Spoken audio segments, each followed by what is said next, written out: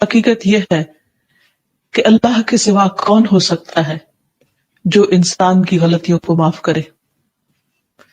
انسان دن رات خطائیں کرتا ہے اور اس کا رب دن رات معاف کرتا ہے.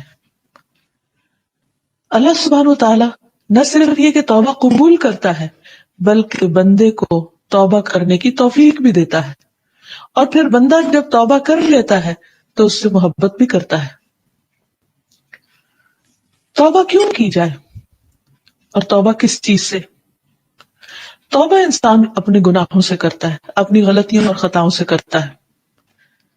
ہر انسان سے چونکہ غلطی ہوتی ہے تو عام طور پر جب غلطی ہوتی ہے تو اس میں کئی قسم کے ریئیکشن ہوتے ہیں. ایک تو یہ ہوتا ہے کہ انسان سرے سے انکار کر دیتا ہے کہ میں نے کی ہی نہیں، میری غلطی نہیں تھی، یا وہ اس کو کسی اور کے اوپر ڈال دیتا ہے جیسے شیطان نے کیا.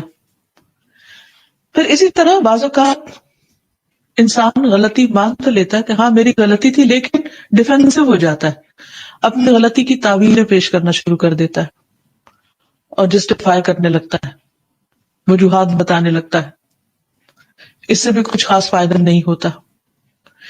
تیسری صورت یہ ہے کہ انسان غلطی کرتا ہے اور اس کا اعتراف کرتا ہے اور پھر اس پر آئندہ نہ کرنے کا عہد کرتا ہے. اسی کا نام توبہ ہے کہ انسان سے جو غلطی ہو جائے تو بجائے اس کے کہ اس کا انکار کر دے، کیونکہ جو چیز ہو گئی وہ تو ہو گئی، اس کا انکار کرنے سے فائدہ تو کچھ نہیں.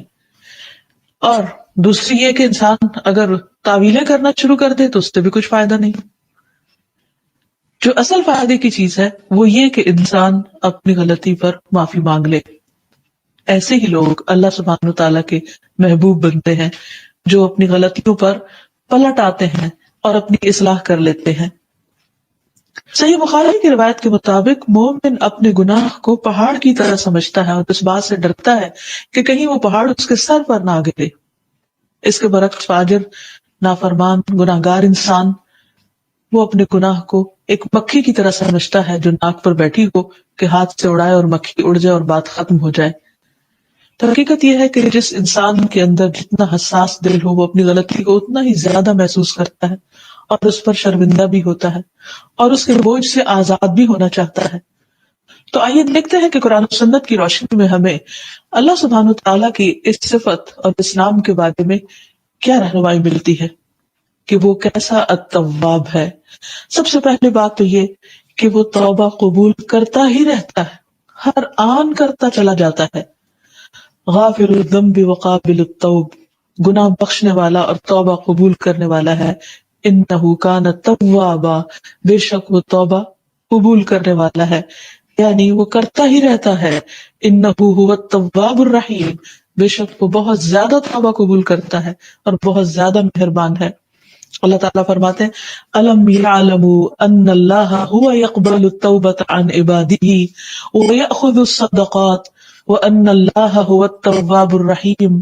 کیا انہیں معلوم نہیں کہ بے شک اللہ ہی اپنے بندوں کی توبہ قبول کرتا اور صدقے قبول کرتا ہے، اور یہ کہ بے شک اللہ ہی ہے جو بہت زیادہ توبہ قبول کرنے والا اور نہایت رحم فرمانے والا ہے.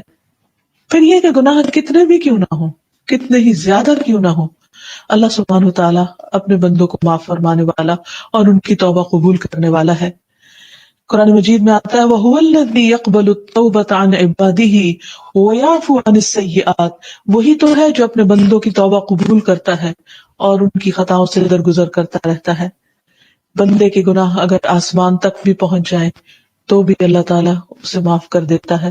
نبی صلی اللہ علیہ وسلم نے فرمایا اگر تم اتنے گناہ کرو کہ تمہارے گناہ آسمان تک پہنچ جائیں تو پھر بھی تم توبہ کرو تو اللہ تعالیٰ تمہاری توبہ قبول کرنے والا، تم کو معاف فرمانے والا ہے.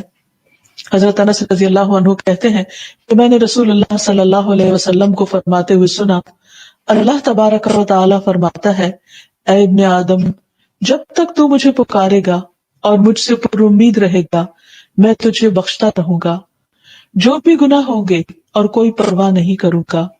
اے ابن آدم، اگر تیرے گناہ آسمان کی بلندیوں تک پہنچ جائیں پھر تو مجھ سے بخشش طلب کرے تو میں پرواہ کیے بغیر تجھے بخش لوں گا. اے ابن آدم، اگر تو زمین کے برابر گناہ کر کے میرے پاس آئے اور اس حال میں مجھ سے ملے کہ میرے ساتھ شرک نہ کیا ہو تو میں تجھے ان گناہوں کے بقدر بخشش عطا کروں گا. سبحان اللہ. یہ ہے ہمارا رب اللہ جو ہر طرح کے اور ہر مقدار کے گناہ معاف کرنے والا ہے، سوائے اس کے کہ انسان نے شرک کیا ہو، کیونکہ شرک کا گناہ معاف نہیں ہو سکتا.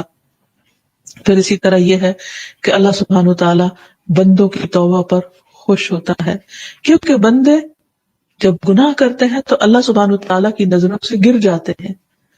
اللہ چونکہ اپنے بندوں پر مہربان ہے، وہ نہیں چاہتا کہ بندے اسفل السافلین تک جا پہنچے اور وہ ذلیل و رسوا ہوں.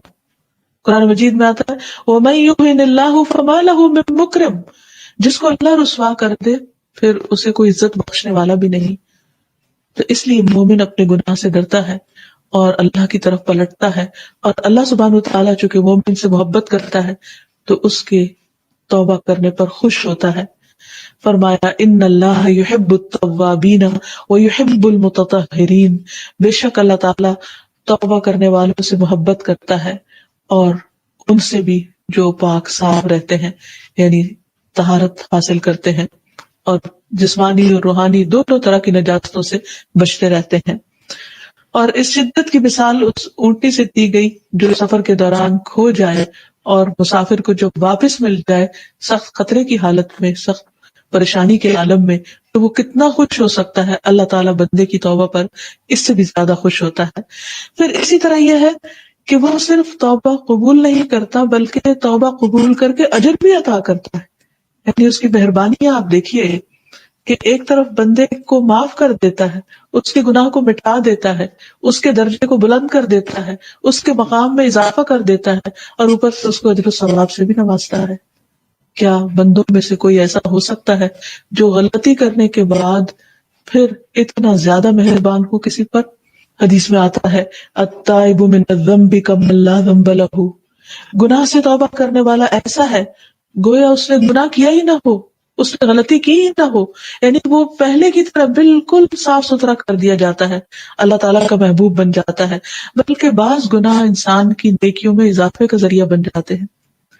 جب انسان ایک روٹین کے مطابق اچھے کام کر رہا ہوتا ہے تو وہ عام طور پر اس کے بعض اوقات اعمال بے روح بھی ہو جاتے ہیں اور اس کی بعض اوقات نیت بھی خراب ہونے لگتی ہے یا کبھی سستی بھی اس میں آنے لگتی ہے.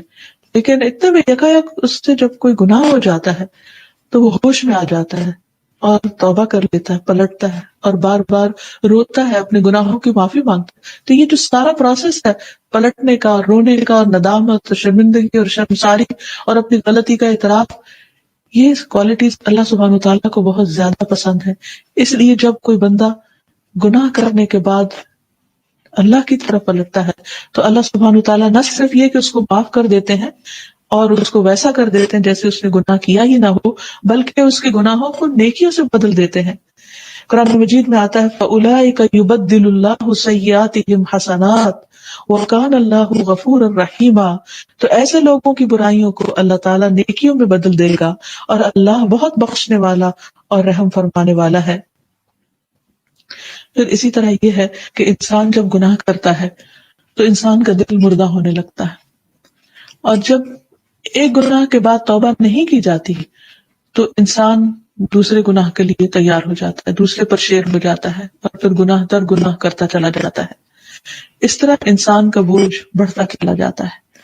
حقیقت یہ ہے کہ گناہ انسان کے دل کے اندر ایک وحشت پیدا کرتے ہیں، انسان کے دل کے اندر ایک ڈپریشن کی کیفیت پیدا کرتے ہیں. انسان بعض گناہ ایسے ہوتے ہیں کہ انسانوں کی نیند حرام ہو جاتی ہے، انسان مسلسل پریشانی کا شکار ہو جاتے ہیں.